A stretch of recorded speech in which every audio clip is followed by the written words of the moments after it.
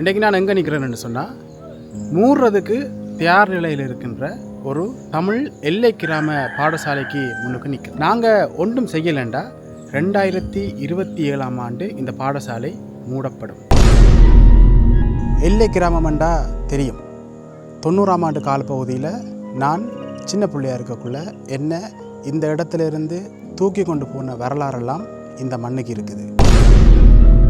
1959ஆம் ஆண்டு ஆரம்பிக்கப்பட்டு கிட்டத்தட்ட 66 வருட வரலாற்றை கொண்ட இந்த பாடசாலை இன்றைக்கு மூடப்பட போகுது.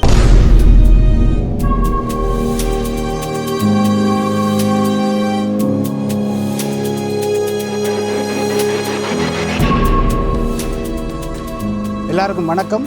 நான் தனோபியன்.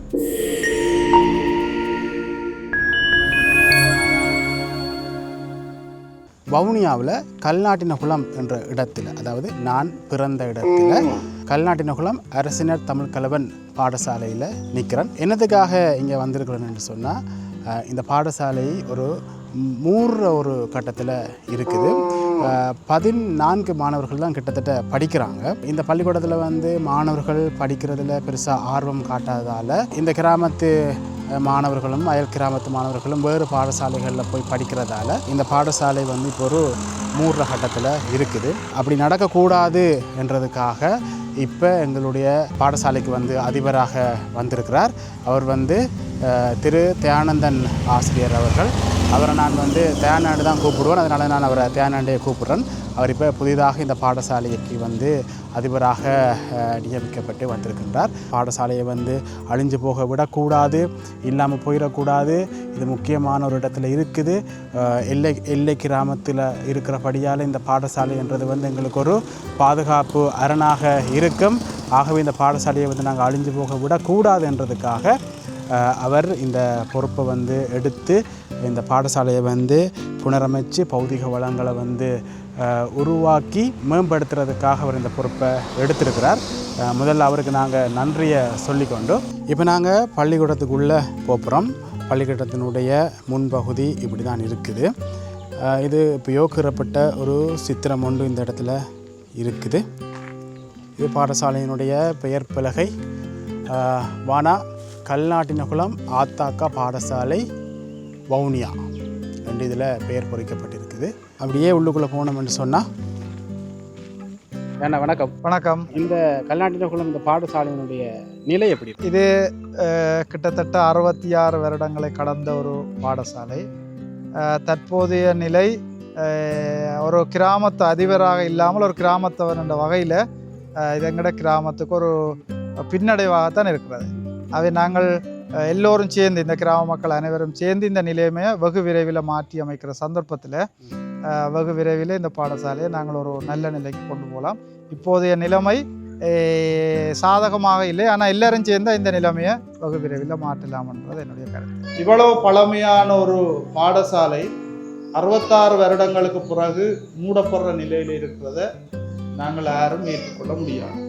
இப்போ நான் பொறுப்பெடுக்கிறதுக்கு முதல் என்ன கூப்பிட்டு சொன்னது, 2027ஆம் ஆண்டு உங்களுடைய பாடசாலை மூடப்படுவதற்கான சகல ஏற்பாடுகளும் செய்யப்பட்டு அரசாங்கம் அறிவித்தது. 50க்கு குறைஞ்ச பாடசாலைகள் எல்லாம் 2027ஆம் ஆண்டு தையோடு மூடப்படணும் என்ற சுற்று நிறுவனம் எல்லா வலயங்களுக்கும் அனுப்பப்பட்டு இப்போ என்னட்ட சொன்ன விஷயம் 2027ஓட உங்களோட பள்ளிக்கூடம் மூடப்பட போது நீங்கள் என்ன செய்கிறீங்க?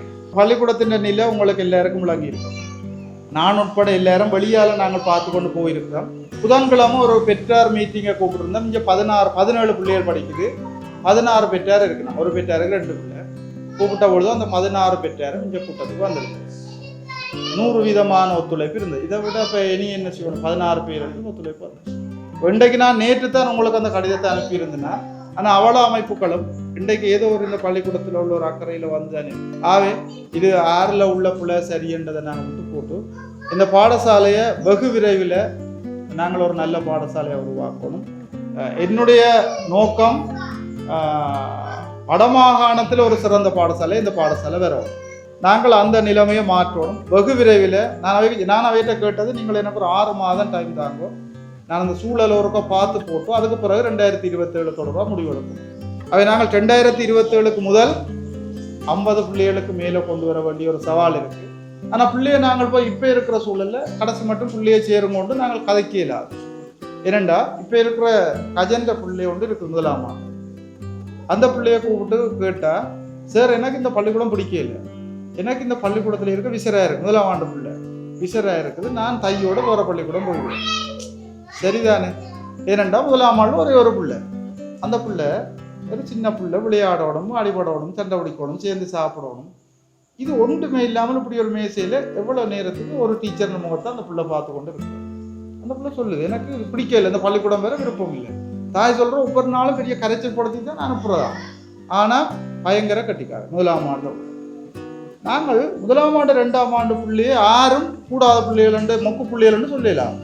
என்னப்பா அதுக்கு தான் நாங்கள் இருக்கோம். எங்களுக்கு எனக்கு சம்பளம் தாரது என்னதுக்கு? இந்த பிள்ளைகளை உருவாக்கத்தை ஒரு 1ஆம் ஆண்டில் வடிவாக வளப்படுத்தின ஒரு பிள்ளையை தந்து போட்டு எழுத்த வாசிக்க தெரியாமல் அந்த பிள்ளைய ஒரு விஷயத்துக்கு ஒரு லெவலுக்கு நாங்கள் கொண்டு வர இல்லைன்னா அப்போ எங்களுக்கு என்னத்துக்கு அந்த சம்பளம்?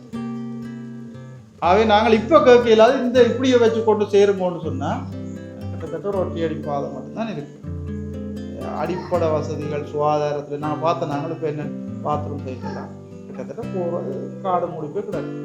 இந்த சூழலில் நானாக இருந்தாலும் நானும் ஒரு பெற்றோர் எந்த பிள்ளையை இதுக்குள்ள கொண்டு சேர்க்கிறது யாரும் விரும்ப மாட்டோம். யதார்த்தத்தை நாங்கள் ஏற்றுக்கொள்ளோம். இந்த பேரண்ட்ஸில் ஒரு பிள்ளையும் இல்லை, யதார்த்தத்தை ஏற்றுக்கொள்வோம். ஆகவே நாங்கள் முதலாவது இந்த சூழலை நாங்கள் மாற்றி அமைப்போம். அதுக்கு பிறகுதான் எங்களோட 2வது அடுத்தது ஸ்காலர்ஷிப்பை பாஸ் பண்ண வைப்போம். 4 பிள்ளைகள் இருக்குது. நான் இப்போ அந்த எடுக்கிற டீச்சர்கிட்ட உடனடியாக சொன்ன விஷயம், இந்த 4 ஸ்காலர்ஷிப்பில் பாஸ் பண்ணணும்னு சொல்லியிருக்கு. அவட்ட சொல்லி நாளைக்கு அதுக்குரிய வேலைகளை ஆரம்பிக்கணும். நீங்கள் இரவு நிற்கிறீங்களோ, பின்னேறம் போகிறீங்களோ, வாரீங்களோ, எங்களோட பேரண்ட்ஸ் 100% சப்போர்ட் பண்ணிங்கன்னா எனக்கு அதை உருவாக்கி தரணும்னு அவர்கிட்ட சொல்லிக்கிறாங்க. நான் அதை விடவும் மாட்டேன். 15 வருடங்களுக்கு முன்னர் ஒரு மாணவன் புலமை பரிசு பரீட்சையில் சித்தி அடைஞ்சிருந்தார். அதுக்கு பிறகு இது சித்தி அடையலை. அதுவும் இந்த பிள்ளைகள் வேறு பாடசாலையில் சேர்ந்ததுக்கு ஒரு காரணம். வெகு விரைவில் நாங்கள் இந்த பாடசாலையில் அடைவு மட்டத்தை உயர்த்தி தரமைந்து புலமை பரிசு பரீட்சையில் 8 புள்ளிகளுக்கு மேலே மாணவர்களை நகர்த்துவம் என்ற உறுதி என்கிட்ட இருக்குது. எனக்கு பின்னால் நல்ல ஒரு டீம், நல்ல ஒரு சமூகம் முண்டைக்கு ஒத்துழைக்கிறதா உறுதி அளிச்சிருக்கிற இந்த உத்துவத்தோடு நாங்கள் வெகு விரைவில் இந்த இலக்கை அடையும். உண்மையில் ஒரு பாடசாலையினுடைய பௌதிக வளங்களை அபிவிருத்தி செய்கிறது ஒரு அரசாங்கத்தினுடைய கடமை. இன்றைக்கு எங்களுடைய நாட்டினுடைய நிலைமை எல்லாருக்கும் தெரியும். ஒரு அரசாங்கம் இப்போ இருக்கிற அரசாங்கத்தால் அபிவிருத்தி சார்ந்த வேலைகளை செய்கிறன்றது கஷ்டம். அதை நாங்கள் ஏற்றுக்கொள்ளத்தான் வேணும். ஆகவே நாங்கள் கிராம மக்களாக இந்த பாடசாலையினுடைய பௌதிக வளங்களை அபிவிருத்தி செய்கிறதுல நாங்கள் சில பொறுப்புகளை எடுத்திருக்கிறோம். கிராம மக்கள் நிறைய பேர் இந்த அபிவிருத்தி வேலைகளை செய்கிறதுக்கு முன் வந்திருக்கிறாங்க. அதே நேரம் நான் இந்த இடத்துல பொதுவாக கேட்குற விஷயம், இந்த வீடியோவை பார்க்குற ஆக்கள், நலன் விரும்பிகள், நன்கொடையாளர்கள், இந்த பாடசாலைக்கு நீங்கள் உதவி செய்ய விரும்புனீங்கன்னு சொன்னால் கட்டாயம் நீங்கள் எங்களோட தொடர்பு கொண்டு நீங்கள் உதவிகளை செய்யலாம். நீங்கள் வழங்குகிற நன்கொடை பூரணமாக இந்த பாடசாலையினுடைய அபிவிருத்திக்கு பயன்படுத்தப்படும் என்றதில் எந்த விதமான ஐயமும் நீங்கள் பட தேவையில்லை. காரணம், இப்போ வந்திருக்கிற அதிபர் அதில் அவர் நேர்மையானவர். அவரில் நாங்கள் நம்பிக்கை வச்சு தான் நாங்களும் கிராம மக்களாக இந்த பாடசாலையினுடைய அபிவிருத்தியில் கைகோர்க்க வேண்டும் என்று நாங்கள் இறங்கி இருக்கிறோம். இது முழுக்க வெளிப்படைத்தன்மையாக இருக்கும். அதெல்லாம் நீங்கள் விரும்பினாக்கள் அதிபரோடைய நீங்கள் கதைச்சு கொள்ளலாம் என்ற தகவலையும் சொல்லிக்கொள்கிறேன். என்ன செய்கிறீங்களா? படிக்கிறீங்களா? படிங்க நல்லா படிங்களா?